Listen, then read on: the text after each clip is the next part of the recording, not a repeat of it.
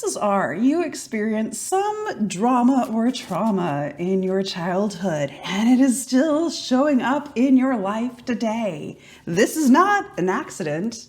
This is on purpose. Today, we are going to be looking at the 10 core wounds we came into this life with and look at how they can tell us what the life lessons or the soul lessons that we are working on in this life are. And we will look at actions that you can take in order to heal these wounds and to keep from having to experience the same dramas over and over again in your life. So this is the latest episode in the Reincarnation as a Game series, where we're looking at life like it's a video game and figuring out how you can play it effectively so that you can enjoy the game more and hopefully win it.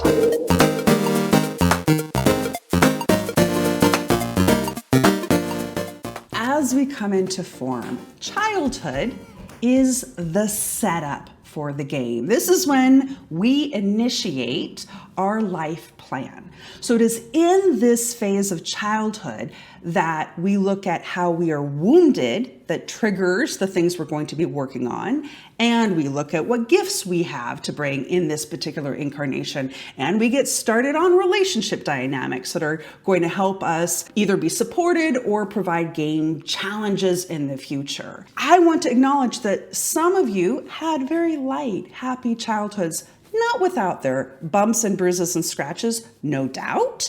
But some of you also had very traumatic, challenging, difficult childhoods. So these wounds are often brought forward from previous lives. There was something dramatic that happened in previous lives that you didn't get a chance to heal. So you brought it forward into this life and re-triggered it in childhood so that it became part of the gameplay from the beginning. So as we look at these wounds, they tend to fall into three different clusters. So one cluster is all around worthiness. One cluster is all around trust and safety. And one cluster is all around connection. So these are kind of the three bigger areas. But let's dig in first to the worthiness cluster. And we're going to look at rejection. So you may have been rejected by your parents, which is a pretty deep and serious wound. You may have also been rejected by your classmates. Maybe you had romantic rejection. In any case, in this childhood, you were told that whoever you were was not wanted, not needed, maybe was too much. As you grow up and have come into adulthood, this is going to often show up as being perhaps hypersensitive to criticism because you're so guarded against being rejected again. Perhaps you withdraw before people have a chance to reject you. And this also might show up as a lot of people pleasing. If you make everybody else happy, then they will like you and they won't reject you. This is like a deep physiological fear, right? If you were rejected by the tribe, you are not going to survive if you are cast out. So there's a deep hunger for that sense of belonging and connection. The opportunity here, of course, is for you to belong and accept yourself first, that it doesn't even matter if everybody in the world is rejecting you because you have chosen yourself. That is the opportunity that you're working towards, is saying, who I am, even if nobody else likes me, who I am is wonderful. And then all of that rejection will turn off. So the way you can work on healing, overcoming this wound is by looking at the parts of you that you reject. Do you reject your body? Do you reject your relationship ability? Do you reject your intelligence? Whatever that is that you're rejecting, take that one thing and just start saying, this is okay, I accept this, I love this, and see the value and the potential in it. As you begin to accept these areas of yourself, everything around you will start to blossom. The next wound we will be looking at is that wound of never being enough. Somewhat related to the rejection, right? It's all in the worthiness cluster, but perhaps it didn't really matter what you did in childhood. It was never deemed good enough. It didn't matter what grades you got. It didn't matter how well you did in sports or whatever achievements you managed to collect. None of it really gained the approval of your parents or those around you. This wound, of course, follows you into adulthood if it wasn't fully healed and worked through in childhood, which usually it isn't. So this is going to show up in your adult life that, again, you're going to continue to feel like you're not enough. You're not getting the great job opportunities. You're not getting the interesting work assignments. In your relationships, maybe you're always being criticized, always feeling like you're falling short for those that are in your romantic relationships or your family relationships. Who you are never seems to measure up. So again, we often will take the external world, our external experiences, and begin to internalize them. And so you then start to judge yourself or talk to yourself that way, as seeing yourself as not enough. This tells us that the soul lesson that you're working on is self-love and self-acceptance. So as you work through this wound, you're wanting to look at how you withhold rewards from your own self, saying that once I achieve X, then I can approve of myself, love myself, be okay. The opportunity to work on is to see yourself as enough right now. You don't need to do anything to win love. Give yourself love for being exactly who you are, imperfect, damaged, a little chaotic at times, but completely worthy of love. It is not based on what you do. Who you are is worthy of love. Okay, our next topic in our journey through childhood wounds is shame and humiliation. So we talk a lot about bullies. So this can come into play here when you are being, as a child, publicly shamed or humiliated, or maybe not publicly. Maybe this is something that you also experienced in your home life, in your family life. You were mocked, you were belittled, you were shown that your emotions or your body or other aspects of yourself was something to be ashamed of. Well, of course, as you go into adulthood, that wound is still popping up in your life. So it will look like public failures or embarrassments, negative attention. Maybe it's creative work that gets publicly criticized. Maybe it's a business that had a public failure. Maybe it's a relationship where you're treated very badly and in a humiliating way. Maybe it's also things that happen to your physical body that make you feel very exposed and shamed by how your body is operating. So when we look at the soul lesson that's at play here, again, it's love. Love is a big one. Love's in a lot of these. But it has a unique combination because it's also about self-expression. This is how you're seen and perceived in the world, and therefore how much of yourself you are willing to share. The growth opportunity here, the soul lesson, is for you to learn how to show yourself and share yourself regardless of what the external world is saying to you. Hard, I know, that's not an easy one, but it is a beautiful growth opportunity. So the first step is to find something that you have created a lot of shame around and begin to look at where you can love and accept it and see it as a positive thing, if you can do that. This is all about getting yourself to the place where you don't have to feel ashamed of who you are. You are wonderful, just as you are. Which is a good segue to the next one, which is conditional love, when we're told that no, actually, we are not good enough just as we are. We have to fulfill certain requirements in order to receive love. This is conditional love, folks. So as a child, if you behaved well, if you did what you were told, if you complied and put who you were and what you wanted to the side, you were rewarded with love. So you learned to put a lot of yourself away and to the side and just show people the part of you that they wanted to see. So in your adulthood, what does this look like? What experiences might you have that show that this is a wound that you're continuing to work through? Do you have a lot of transactional relationships where you're only in relationship if you're providing a value to somebody else or if you're behaving in a way that they are wanting, and if you don't fulfill that particular behavior, they're not interested in having a relationship with you. Maybe you find yourself in careers where approval and progression is always dependent on achievements and doing things the way that they want you to do them, and that what you have to offer isn't really of interest. You might also find that in some of your personal relationships where if you show up as your full self, you get rejected because this is giving you the opportunity to work on that wound. So the lesson being worked on in this one also is about love. So your opportunity is learning, how do you love yourself? But it's not just about love. It's also about acceptance and surrender. You're also working on this. You cannot control how people love you, how they accept you. The opportunity is to just accept that you might not get what you want out of other people. And so you really are wanting to just focusing on accepting yourself completely and knowing that it doesn't matter what the external validation is, that you can validate yourself. You can love yourself unconditionally. But with all of the suppression of who you really are, you might not know who you really are. You might not know how to fully accept yourself because you don't even know who yourself is because you've been playing this game for so long. So the first thing to do is just to figure out who you are and what you like and what you want.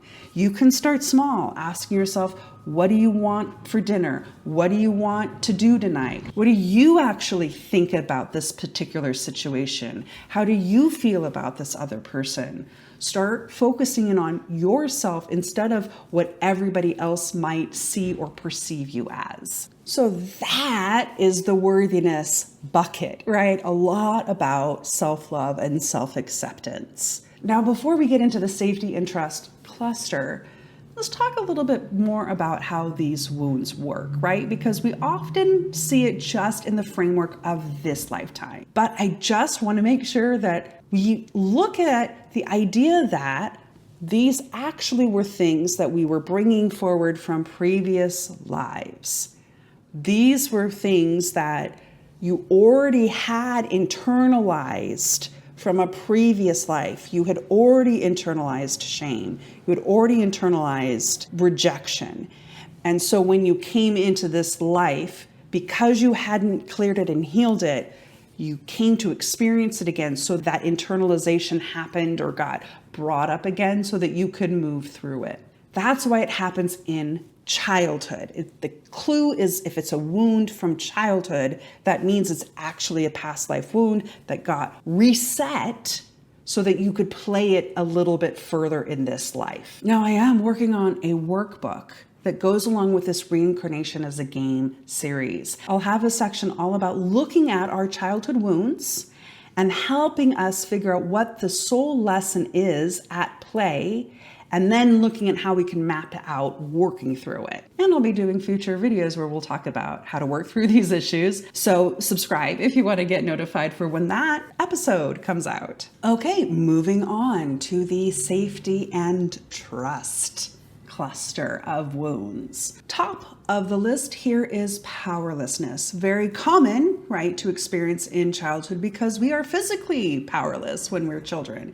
So sometimes we might find ourselves in situations, whether that's in our childhood family or in our friends' social group or the school situation, where we feel powerless, where things are out of our control, where decisions are being made for us and we have no say and no voice in it. Or also where things are being done to us that we have no ability to stand up or say no to them. Maybe it was a chaotic and unpredictable environment where you were feeling out of control. That is also how it could show up in your childhood experience. So as you move into adulthood, this one is interesting. Powerlessness in childhood, that wound, can show up in two different ways, depending on your unique flavor of childhood trauma. It could show up that you continue that powerlessness as an adult, that you engage in being very passive. You continue to let other people make decisions for you. You learned as a child, I am not powerful, and so you continue that energy through your life, that other people run your life, make decisions for you, etc. On the other side of things, it could be, I felt so powerless in childhood, I'm going to do everything I can in my adulthood to feel powerful. So I am going to control everything. I'm going to micromanage everything. If I can have control over what happens, then I won't feel powerless. So it's an interesting kind of path based off of, I think, your unique soul print about what kind of experiences you may have had in your past lives if you have been a powerful person in a past life. And so you were feeling stifled in this one, or you had not yet discovered that internal power. And so continue to show up in passive ways in your adulthood. So of course, when we're looking at what the soul lesson here, it's about finding your internal power. And that can be in both of those directions, so that you are so powerful, you don't need to control everything. And you are so powerful that you can make decisions and choices for yourself. It's being able to be sort of in balance with the world around you. So the action to take here is going to be unique to your path. If you are somebody that's found yourself on that path of passivity, clearly the opportunity here is to begin to look at where you can start making choices and decisions for yourself, where you can start to stand up for yourself. This doesn't have to be a big one. It just needs to be a step forward for you making your own way and making your own decisions in your life. Now, on the other hand, if you are somebody who is all about controlling the environment, here the opportunity is to sit and feel your internal power and not need things to be a particular way for you to feel powerful. So start to see how you are powerful without having it to be about the external situation, and perhaps even just tapping in and just feeling within what your power is, and to know that you are so powerful that you don't have to try to control everything, that you can allow things to happen and still show up and react to it and respond to it from a place of power. So let's kind of going along with that theme that was brought up in the powerlessness one, let's talk about if you grew up in a very unsafe childhood situation. This was a big wound that you experienced. This is very destabilizing to have a lack of safety in your childhood. This could be because you were in a family of abuse. It could be that you were in a family of dysfunction. It could be your physical environment was unsafe. Perhaps you were in a war-torn area, or you were moved from place to place, so you never really had a home. You never felt safe and grounded in your childhood life. This means that your first experience of this life was one where things were unpredictable and things were very threatening. And so you learned to constantly scan and look for danger. As you brought this forward into your adulthood, this could show up as a hypervigilance, being in a high stress state, always looking for where danger might come from. So, interestingly, if you look at the kind of danger you had in your childhood, that might show you how you are looking at danger in adulthood. If danger, for example, came from the people in your life, if they were the ones that caused the unsafe environment, you're going to be hyper vigilant and looking at people around you to see how are they potentially going to hurt me? How are they potentially going to create an unsafe environment for me? And this gives you a chance to protect yourself preemptively. Obviously, all of this is going to go along with anxiety because you are constantly in a state of being on guard. So then in your adulthood, you're going to continue to see these upheavals in your life. Perhaps you are going to continue to be in relationships that turn out to not be safe for you. Perhaps you're going to experience a lot of job instability, that place of safety is taken from you. Your financial safety isn't there. These unsafe situations keep on coming up in your life, and you continue to be re-triggered on this trauma. It's exhausting to get through this life. So the thing that's interesting about this one, when safety is the wound, the soul lesson that is being worked on is trust. But it isn't about trusting other people, although that is, of course, where you want to get to, but it is first about trusting yourself. This is about trusting your own ability to handle the situations that you find yourself in. Letting go of being on guard constantly, which I know is a big ask when you've gone through this sort of trauma in your life, to be able to just take down the walls that protect you. Now, the first step you can take in this is just to start to identify, is this a real threat, or is this something I'm perceiving as a threat? Then I think another opportunity is to look at situations where you have felt unsafe and you have taken care of yourself. Once you start to realize you can trust yourself and rely on yourself to go through life, life can stop being so inflamed. And know that inherently you've got your own back. So speaking of getting your own back, let's talk about being stabbed in the back, or rather betrayal, the betrayal wound that happens. Now, how the betrayal wound showed up in your childhood is that somebody was supposed to protect you and take care of you, and they didn't. They let you down. You got harmed because the protector wasn't there to make sure that you were okay. Perhaps even the protector was the one who harmed you. Trust was broken. This could have been a single event, or this could be something that just continued through your childhood over and over again. Now, that carries with you into adulthood. You don't trust other people to take care of you, so you have to take care of you. You have to do it all yourself. You become hyper independent. You don't ask for help. You don't even accept help because, well, they could let you down. That could be dangerous. Maybe they'll resent you for it. You don't want to depend on anybody else because they can let you down. And you may find also being vulnerable is very dangerous. You know that the only person who's going to take care of you is you. And you can't trust other people around you. So as you continue to grow into adulthood, you will find more situations where people that are supposed to be there for you just weren't. Maybe you had a business partner that stole from you. Maybe you had a spouse that cheated on you.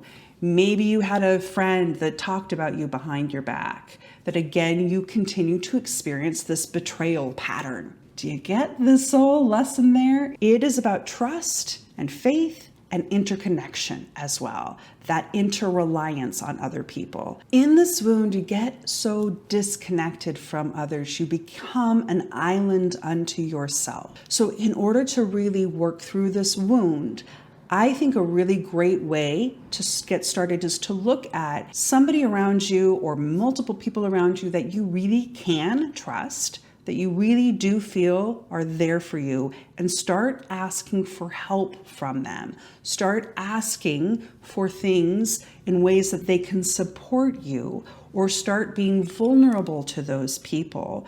There are safe people around, but it is important to make sure that you're going to somebody that is safe as you begin to work through this wound, to be able to be somebody that doesn't have to do everything themselves and has to only be the person who takes care of themselves. So have you noticed that you find yourself in more than one wound? This is very likely if you are an old soul or a mature soul, because you have lived a lot of lives. And so there's a lot of baggage that you may have accumulated from previous lives. Also, you have learned that you can make a lot out of a particular incarnation, particularly in this era, in this time of life, in this time of the world. I think there's a lot of potential for spiritual growth. So a lot of us that are older souls or mature souls signed up for a full plate load in order to work through and heal them.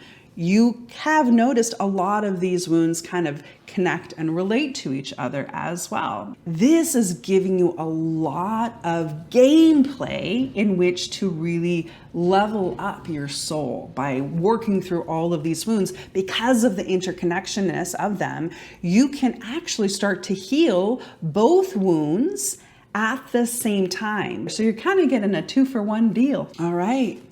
Let's dive into our next cluster, which is all about connection. And we will begin with a big one, which is abandonment. This is in childhood, you experienced abandonment. Perhaps you were given up for adoption. Perhaps your parents left you, one or both of them left.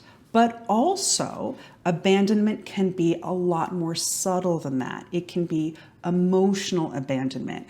Perhaps your parents just were not there for you. Even though they were there for you physically, they may have abandoned you emotionally. Or maybe they were always focused on something else. They were focused on another relationship. They were focused on their work. They were focused on anything other than you. You were not a priority in their life. You were abandoned in that sense. And they may have been well-intentioned people. They may not have been horrible parents, but it could be just based off of whatever their story is, that they weren't able to really be there for you in the way you needed them to be as a child. So the message that you got in that is that you were not worth staying for or worth attention. Depending on kind of the shape that this abandonment took, you're going to, as you continue through your adulthood, be abandoned in other ways. Now, perhaps it's people leave you, friends leave you, people die. But if it was a little bit more of that flavor that you were not given enough attention or care, it's going to be that flavor that you're going to experience in your adulthood, that you get neglected by your company, your boss. You don't get taken care of. You don't get seen for the work that you're doing. You're working really hard, but you're not getting those promotion opportunities. You're not getting that acknowledgement. You're not being seen or recognized. And then again, in other areas of your life, you're not getting attention from the people that are close to you in your life. So the soul lessons that go along with this childhood wound experience that you're working on, one is about belonging and connection. The other one, the other soul lesson that's being worked on here is authentic expression or self-expression. Because again, you weren't seen, you weren't heard, you weren't seen as valuable or worthwhile. It's that to be able to see, oh, I am worth attention. I do have something really wonderful to share with the world. So as you work through this, learning this lesson and this idea of abandonment, one of the ways this can show up is that we begin to abandon ourselves. So as you work through this, how can you look and see the parts of you that are really valuable and wonderful and worth sticking around for and speaking up for? How can you prioritize your needs, your feelings, your ideas, your thoughts, and how can you start to share those with the world? Here's another one that might connect to the previous one, and that is the wound of invisibility. In your childhood, you experienced not being seen. Perhaps you were the middle child. Right? Perhaps you were in a loud family or a big family, or there was just so much chaos or so much going on that you just weren't seen. You got lost amongst everything else. So the way that this could impact you, again, you have two paths that you could have taken from this invisibility based on your unique soul makeup. That perhaps by being invisible, you continue to carry that out through your life. That you continue to be somebody that was overlooked and not seen. You were passed over promotions. You weren't listened to by your spouse or other important people in your life. Now, the other path you may have taken is that you may have gotten extra loud in order to get that attention. You may have been overperforming. You may have gotten an even louder voice and talked a lot more, etc., doing whatever you could to get the attention. Perhaps you also began acting out in behaviors that were dramatic and dangerous in order for people to see you. So the soul lessons here are being allowed to be seen, being okay with expressing yourself, and also that interconnectedness and that belonging with other people, because you were disconnected by not seeing, you weren't given attention, you weren't given that awareness, wasn't placed upon you, and you weren't fed with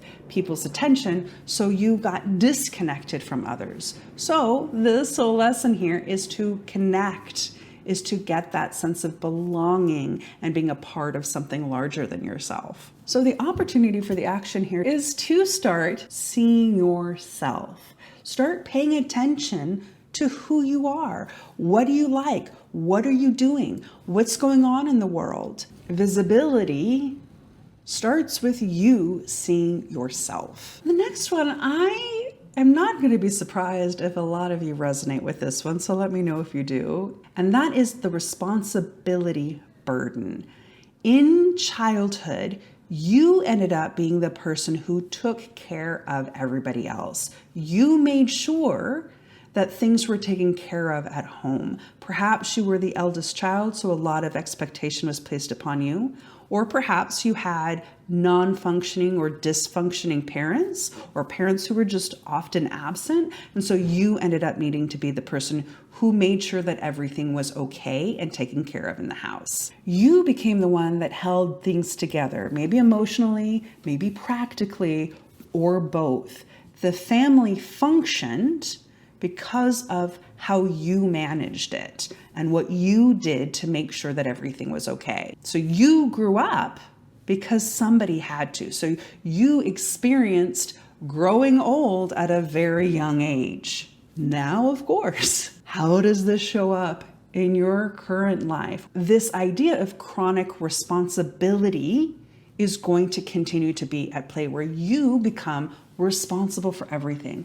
Perhaps at work, you were the person who just took on all of the tasks and thought, I can do it all. If I do it, everything will be okay. You may have actually been very successful with this. You may even be a manager or a director or a leader that takes on more than you really have capacity to do. This could be that you still are the person in your family who runs everything, who manages everything, who makes sure that everything is taken care of. You are the one in your relationship who plans everything, who pays the bills, who makes sure that the doctor's appointments are attended to and that the children are fed and dressed, etc. You are holding everything together. And as a result, everybody becomes dependent on you. And that's a lot to have to carry on one person. So what soul lessons are you working on?